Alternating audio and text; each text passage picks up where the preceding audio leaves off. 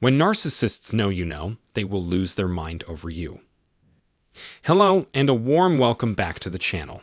If you're new here, we're dedicated to providing insights into understanding narcissistic abuse and guiding you through the healing process. Today, we're delving into a crucial topic, the transition from the early stages of not understanding what's happening, where you're working tirelessly to make things better, to the point where you realize your efforts aren't leading to positive change. It's like being stuck in a hamster wheel, trying harder, only to find that the other person is actively keeping you in that cycle, rather than working collaboratively towards peace and happiness. Today, I want to talk about something that many of us end up facing at some point, the world of narcissistic abuse. Maybe you've heard about it, stumbled onto the terms and conditions, or listened to stories that sound oddly familiar, like we've all dated the same person. Today, let's break down what narcissistic abuse is. If this resonates with you, or if you find the topic valuable, don't forget to hit the like button, subscribe for more empowering content, and share your thoughts in the comments below. Let's navigate this journey of understanding and healing together. Stay tuned. But before we get into it, I want to express our gratitude for having you as part of our community. Your support is invaluable. If you've enjoyed our content and would like to contribute to its growth, consider supporting us on Ko-Fi. Your generosity allows us to create more engaging content for you. Your support means a lot to us, however small it is. And if you decide to join our membership program, we have an exciting perk for you. Your name will be featured in our upcoming videos as a token of appreciation. It's a small way to recognize and celebrate the fantastic individuals who make our work possible. Back in my journey, there was a time when I had zero clue about narcissistic abuse.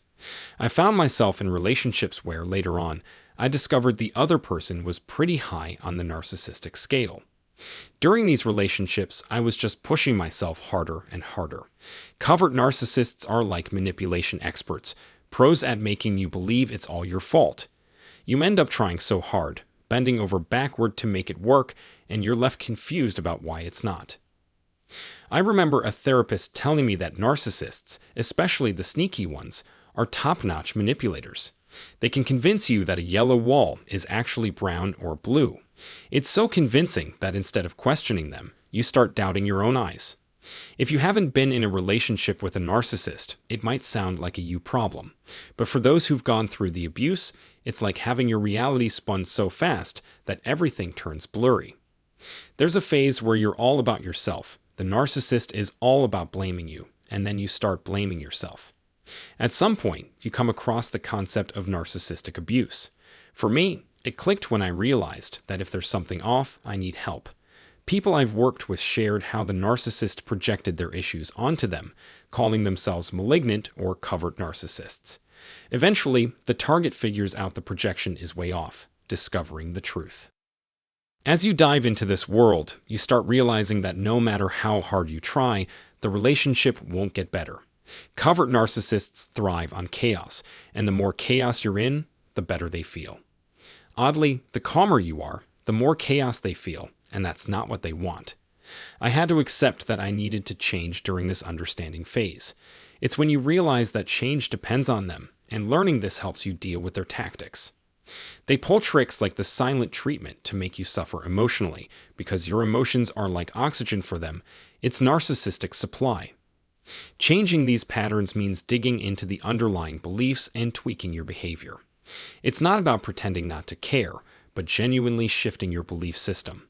You upgrade your subconscious programs so that their behavior means they're just not nice and loving, not something painful about yourself. Once you make these changes, you figure out who they are and what they do. Narcissists are surprisingly predictable, and once you get their game, you can see through it. Changing your reactions means you stop feeding the emotional energy they thrive on. As you stand strong and truthful, the narcissist notices a change in your behavior. At this point, they might ease up on certain abusive behaviors, not because they're getting better, but because they're getting sneakier. They try to make you see them as non-abusive. It's a trap, making you think there's progress. But when your guard is down, they might pull even nastier tricks. As you stop falling for their tactics, the narcissist might introduce someone else into the mix to create drama or even act unfaithful to get a reaction. The goal is to make you pour out your emotions, providing that narcissistic supply. If you resist, the narcissist might get bored and the relationship might fall apart.